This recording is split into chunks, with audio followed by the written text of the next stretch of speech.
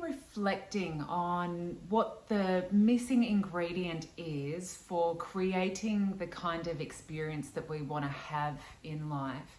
So in yoga, we get very good at setting intentions, or sankalpas. These are vows of higher truth. Sankalpa is just the Sanskrit word that in English translates to intention. So intention being the experience of that which we intend to have. So it's like you get clear on an outcome that you want to create, though it might not feel like it's here yet. Intention is a really powerful way of beginning the creative process of bringing that which you intend more of, whether it be calm, peace, love, joy, freedom, health, whatever it is that you vision for yourself. Intention's a really powerful way of bringing it into the moment.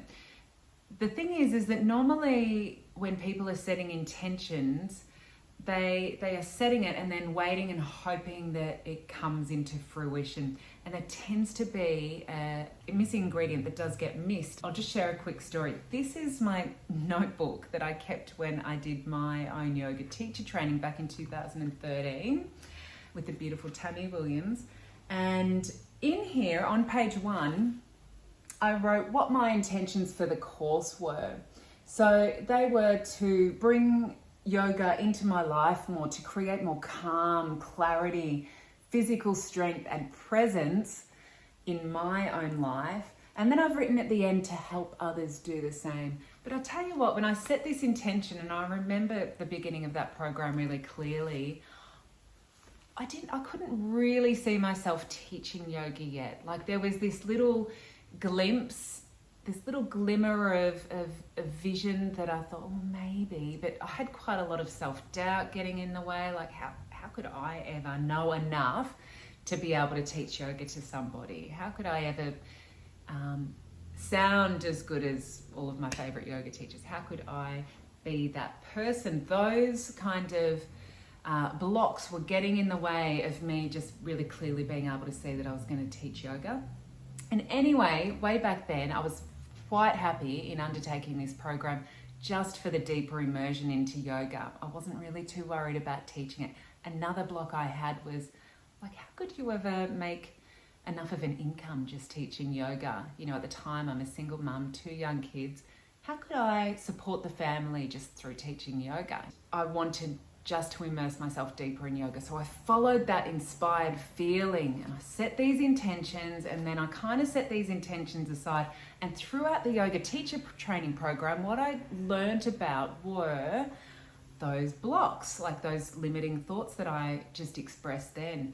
I became very aware of my egoic ways, patterns, hard-edged thinking, beliefs about things being right and wrong in life, judgments, opinions, preferences, all of my egoic ways. Some were helpful and a lot weren't. And this is the yogic pathway. This is an ancient 5,000-year-old pathway, what gets taught during yoga teacher training. This pathway really shines the light on our egoic ways and our egoic distortions that prevent us from seeing clearly. These egoic ways that prevent us, like a veil, from actually seeing that outcome, that intended experience right now. It's this veil that gets in the way. So the more and more that you shine the light of awareness on distraction, blocks in the physical body, energy body, and in the mind, then the lighter and the more that this veil becomes and dissolves. So then you can, lift the veil and start to see and be your intended experience now.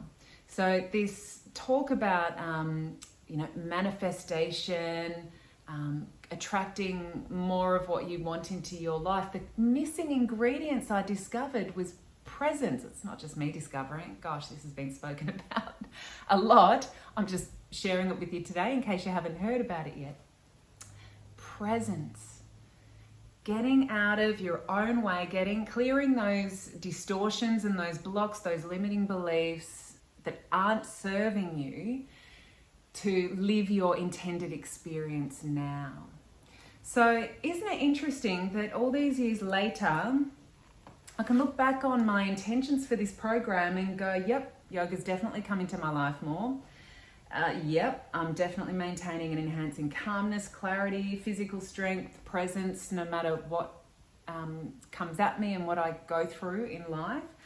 And to help others achieve the same. And now, I never would have imagined back here that I would be founding the Mindful Yoga School and teaching other people how to teach yoga and do this and become yoga teachers themselves. You know, maybe the odd yoga class here and there, maybe.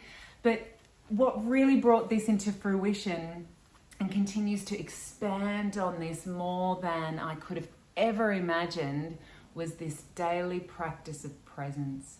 So over here you've got your intention and you've set it and you're clear on the outcome you want to create for yourself, more quality-based rather than goal-based. You know, creating more calm, peace, joy, becoming a demonstration for others, being a benefit in this world. But the how, you have to be really flexible with how that is going to eventually show up. I never would have imagined the Mindful Yoga School was going to be my how, for example. So the 3 steps to presence is just to reduce distraction and bring a single object of attention into mind. So say, for example, look, I've got a beautiful Tibetan bowl here. And say, for example, I'm looking at this bowl and I'm just bringing it into my awareness. So I'm not thinking of what I've just said or something that's happened yesterday or anything else. I'm just focusing on this particular object.